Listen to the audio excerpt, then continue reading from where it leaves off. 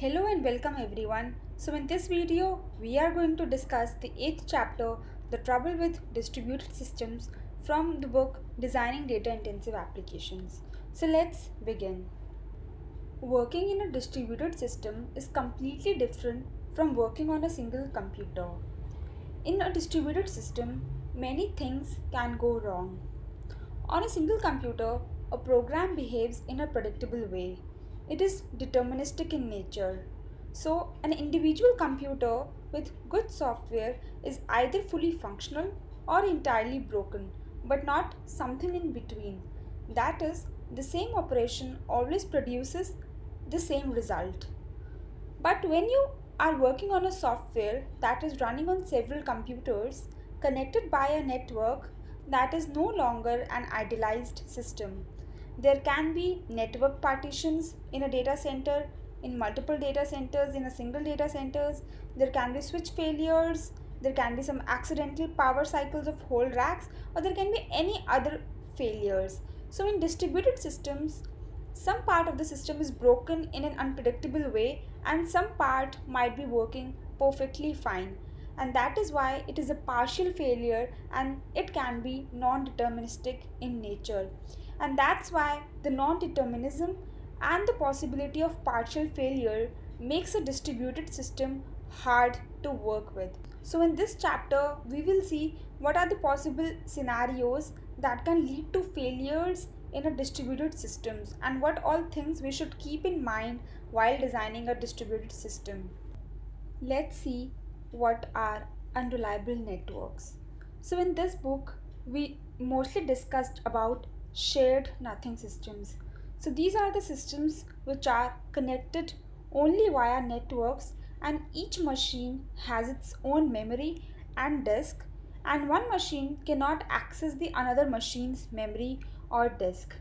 So these is one of the way of building systems and it has become one of the common approach for building the internet services, and there are several reasons for it.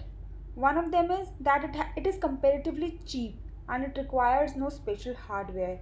The other is it can use commoditized cloud computing services. It can also achieve high reliability through redundancy across multiple geographically distributed centers. But since these machines are connected only via the network and mostly the internet and the most internal networks in the data centers are asynchronous packet networks. So in this kind of network, one node can send a message to another node, but the network gives no guarantees as to when it will arrive or whether it will arrive at all, or if you send a request or it got the request or not, and whether you actually got the response or not. So it's totally unreliable. Let's see what can go wrong in a network and why unreliable networks happen. Because of all of these reasons mentioned here, a network is unreliable. A client might have sent a request to the server and request might have lost in the between. Or the request may be waiting in a queue and might be delivered later on. Or the server node may have failed, or the remote node or the server node may have temporarily stopped responding because of high throughput or because there might be some garbage collection running on, but it can respond later on. As well as the server node may have processed your request, but while sending the response has got lost. Or the remote node may have processed your request, but response is getting delayed, maybe because of network congestions. So all these things result in an unreliable network. So the usual way we handle this issue is using timeouts. That is, after some time, the client gives up on waiting and assume that the response is not going to arrive. So now let's see what are network partitions. When one part of the network is cut off from the rest due to a network fault, it's called a network partition or a network split. And network faults can occur at any time. It means that our system should be able to handle them. There are ways to deliberately trigger the network problems and test the system response so that our system can handle those network problems, and this is also called chaos monkey. Now let's see how we can detect these network faults. Many systems need to automatically detect the faulty nodes. For example, a load balancer needs to stop sending the request to the node that is dead and then it takes it out of the rotation. In a distributed database with a single leader replication, if leader fails, then one of the follower needs to be promoted to the new leader. So the network is uncertain and it makes it difficult to tell whether a node is working or not. And in some circumstances, it is easy if we can find out some mechanism to get the feedbacks and then can tell that something is working or not. So if we can reach the machine on which the node should be running but no process is listening on that destination port, then the operating system might close the TCP connections and can notify that there is some fault.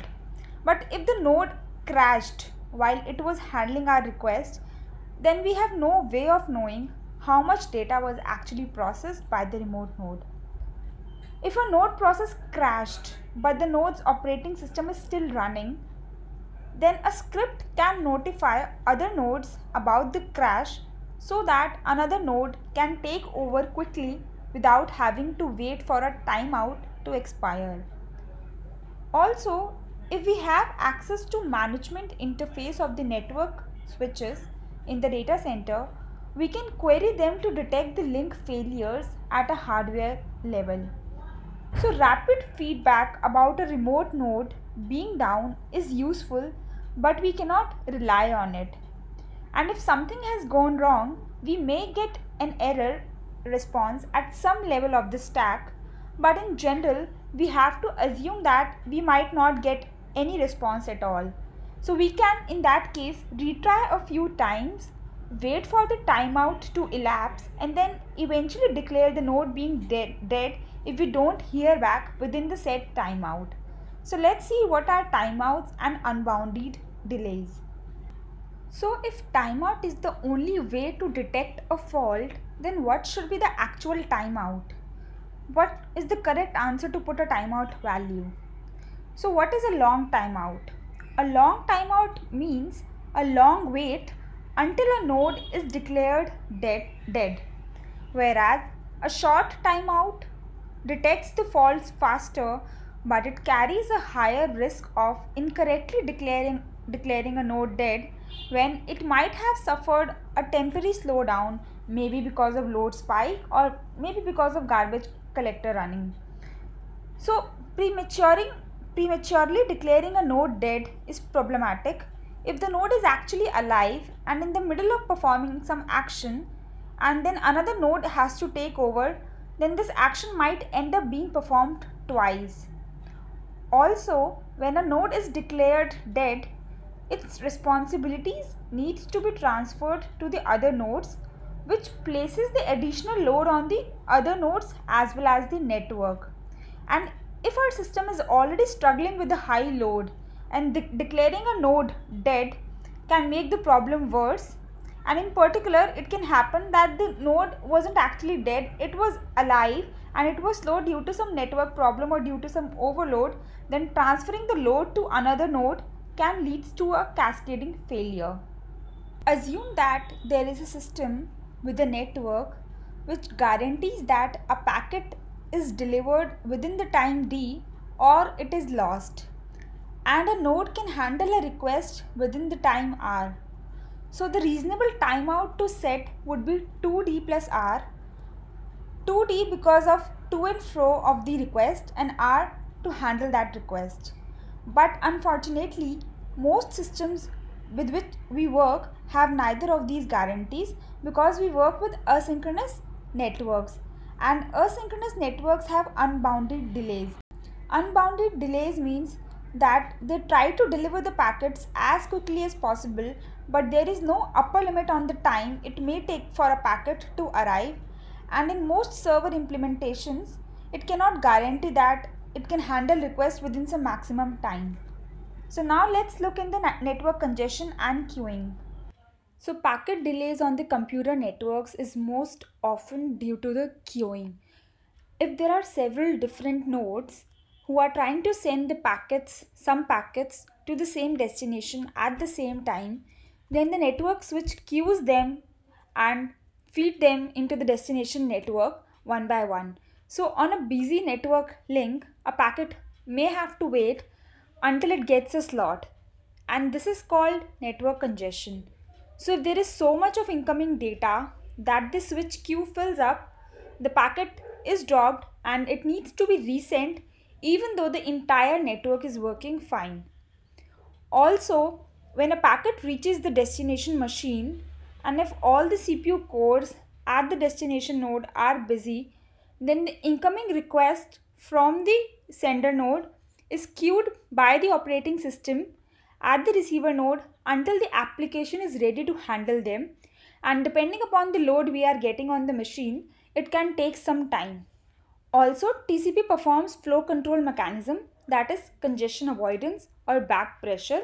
In this mechanism, a node limits its own rate of sending so that it can avoid overloading the network link. Also, TCP considers a packet to be lost if it is not acknowledged within some timeout, and it will retry those packets and it will resend those packets. So now let's see what are synchronous versus asynchronous networks. So you might be thinking that distributed systems would be a lot simpler if we can rely on the network to deliver the packets within some fixed maximum delay and not to drop the packets. So how can we solve this problem at hardware layer so that the software doesn't have to take care of this? So let's compare the data centers network to the traditional fixed telephone line network. And telephone line network are extremely reliable. Delayed audio frames and dropped calls are very rare in those scenarios. So a phone call requires a constantly low end-to-end latency and enough bandwidth to transfer the audio samples of our voice. So when you make a call over the telephone network, it establishes a circuit. A fixed guaranteed amount of bandwidth is allocated for the call and along the entire route between the two callers. So this circuit remains in place until the call ends. So this kind of network is called synchronous. So even as the data passes through several routers, it does not suffer from queuing because it has been allocated some bits of space for the call, and this has already been reserved in the next hop for the network. And because there is no queuing, the maximum end-to-end latency of the network is fixed, and we call this as bounded delay. So a circuit in a telephone network is very different from a TCP connection. A circuit is a fixed amount of reserved bandwidth which nobody else can use while the circuit is established, but the packets of a TCP connection use whatever network bandwidth is available. So you can give TCP a variable size block of data, example an email, a web page, an image or anything, and it will try to transfer it in the shortest time possible. So if a TCP connection is idle, it doesn't use any bandwidth. So if data center networks and internet were circuit switched networks, it would be possible to establish a guaranteed maximum time when a circuit was set up, but they are actually packet switch protocols. So Ethernet and IP are packet switch protocols which suffer from queuing and hence unbounded delays in the network. These protocols do not use the concept of a circuit. And why? Because they are optimized for bursty traffic. Whereas a circuit switch network transfers a constant number of bits per second for the duration of the call. So requesting a web page, sending an email, transferring a file, transferring an image doesn't have this particular bandwidth requirement. And if we want to transfer a file over the circuit, then we would have to guess the bandwidth allocation. And if we guess the allocation as too low, so the transfer would be unnecessarily slow. And if we guess it too high, then the circuit might not be set up and it might be unused. So thus using the circuits for bursty data transfer wastes the network capacity and makes the transfers unnecessarily slow. And whereas TCP dynamically adapts the rate of data transfer to the available network capacity.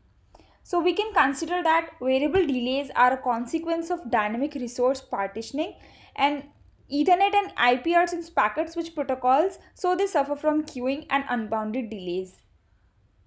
So now let's see what are unreliable clocks. Let's see how clock and time are important in distributed systems. So clocks and times are used to answer various questions in a distributed system, like has the request timed out at the server end so that the client can retry? What is the 99th percentile or 90th percentile, 95th percentile response time of the service, so that we can know whether we need to improve the performance of the API or any operations? How many queries per second did the service handle on an average in last 5 minutes, 10 minutes, on an hour, to understand the scale and the throughput of the system? How long did the user spend on our site? And when does the cache entry expire? What is the timestamp on these error messages in the log file? So why these things are important? Because communication is not instantaneous in a distributed system. It takes time for a message to travel across the network from one machine to the another, and the time when a message is received at the receiver end, it is always later than the time when it was sent. But there can be variable delays in the network, and we don't know what delays can be there. So this makes it difficult to determine the order in which the things happen at multiple machines, because there are multiple machines involved. So each machine on the network has its own clock, which is an actual hardware device, and each machine has its own notion of time, so which may be slightly faster or slower than the other machines, and hence they can be unreliable. So now let's see what are the assumptions we take in a distributed systems. A node in the network cannot know anything. It can only make guesses based on the messages it receives via the network. A node can only find out what state another node is in by exchanging the messages with it. So if the remote node doesn't respond, there is no way of knowing what state it is in. So imagine a network with a fault in which a node is able to receive all the messages sent to it, but any outgoing messages from that node are dropped or delayed. So even though that node is working fine and is receiving requests from the other nodes, but the other nodes cannot hear its responses. So after some timeouts, the other nodes declare it dead because they haven't heard from the node. So the semi-disconnected node is declared as dead.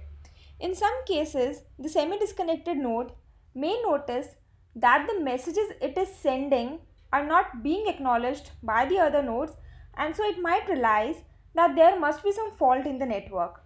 But since it has been declared wrongly as dead by the other nodes, and the semi-disconnected node cannot do anything about it.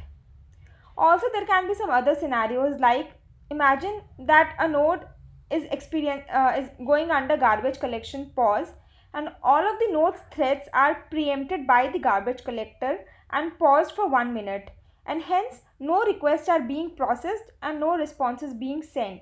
So the other nodes who are waiting or retrying will eventually declare the node dead, and finally when the GC finishes and the node threads continue as if nothing had happened. So the other nodes get surprised and see that the dead node is suddenly alive. So it all points out to that a node cannot trust its own judgment of the situation. A distributed system cannot exclusively rely on a single node, because a node may fail at any time, potentially leaving the system stuck and unable to recover. Hence, distributed systems rely on quorum, that is, voting among the nodes. So what is quorum? Quorum is absolute majority of more than half of the nodes. So quorum is decisioning requiring some minimum number of votes from several nodes in order to reduce the dependency on any one particular node. So if a quorum of node declares another node as dead, then it must be considered as dead even if that node feels alive, and the individual node must abide by the quorum decision, and it must step down.